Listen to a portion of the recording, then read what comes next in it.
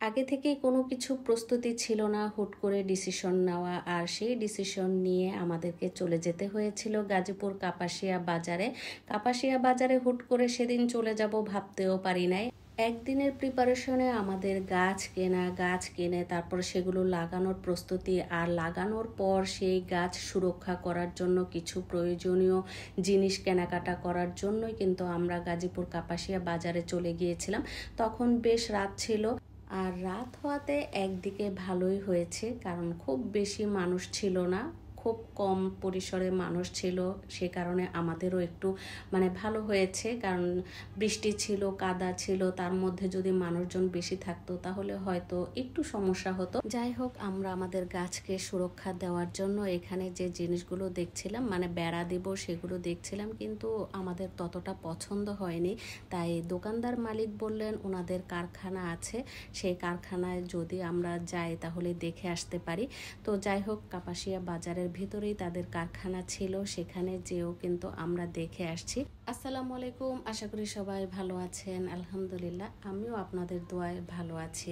আমার অবস্থা যে কি পরিমাণ খারাপ ছিল, সারাদিন জার্নি করা আর নার্সারিতে দৌড়াদৌড়ি করা, কি যে অবস্থা ছিল। আমরা বেশ কয়েকটা নার্সারিতে গিয়েছিলাম, সেখান থেকে বেশ অনেকগুলো গাছ কিনেছি।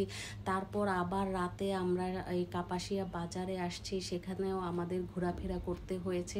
সব কিছু মিলে আমার অবস্থা বেশ খারাপ ছিল। তো যাই হোক, আমরা কিন্তু আমাদের বেড়া দেওয়ার যে জিনিসগুলো সেগুলো কিনে তারপর আমরা চলে গিয়েছিলাম। গাছ লাগানোর আগে সার দিতে হয়, সেই সারের দোকানে চলে গিয়েছিলাম। আর দোকানদার মালিক কিন্তু বেশ ভালো ছিল, উনি আমাদেরকে অনেক কিছুই হেল্প করে দিয়েছে।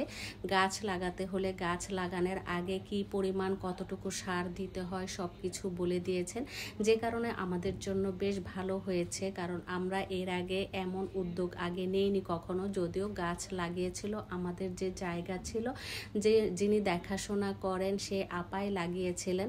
তো ওনার হাতের গাছগুলো বেশ ভালো হয়েছে। আর এখন যেহেতু আমরা নিজ হাতে লাগাবো আর সব ধরনের গাছ আছে সেখানে, তাই খুব সতর্কতার সহিত আমরা এই কাজগুলো করছি।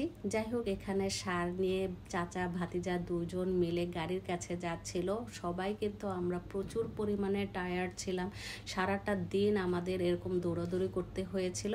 তো যাই হোক, আমরা কিন্তু কাপাসিয়া বাজার থেকে আমাদের খাওয়া দাওয়ার জন্য কিছু খাবার কিনে নিয়ে গিয়েছিলাম, কারণ বাসায় গেলে আমার শাশুড়ি যেহেতু বয়স্ক মানুষ, উনি এত কিছু করতে পারবেন না। আমরা আমাদের জন্য খাবার দাবারের ব্যবস্থা করে তারপর আমরা আমার শাশুড়ির কাছে গিয়েছিলাম। যাই হোক, এই ছিল আমার ছোট্ট একটি ব্লগ। নেক্সট ব্লগ দেখার আমন্ত্রণ জানিয়ে আপনাদের সবার কাছ থেকে বিদায় নিচ্ছি। সবাই ভালো থাকবেন, সুস্থ থাকবেন। সবাইকে আল্লাহ হাফেজ, আসসালামু আলাইকুম আবারও সবাইকে।